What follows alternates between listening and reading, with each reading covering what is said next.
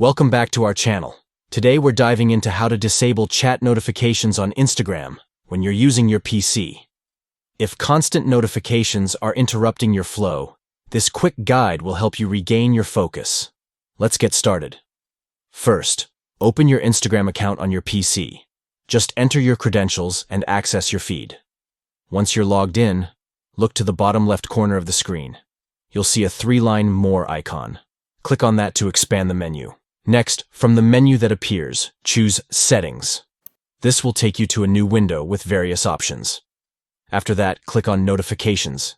Here, you'll find all the settings related to notifications, allowing you to customize your experience. Now, you will see an option labeled Push Notifications.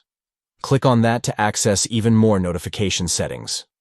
Finally, scroll down until you find Messages from Individual and Group Chats.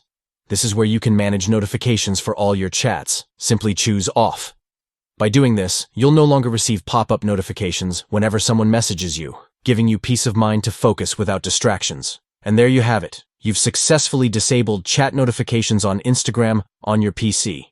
If you found this video helpful, don't forget to like and subscribe for more tips and tricks to enhance your social media experience. Thanks for watching and see you in our next video.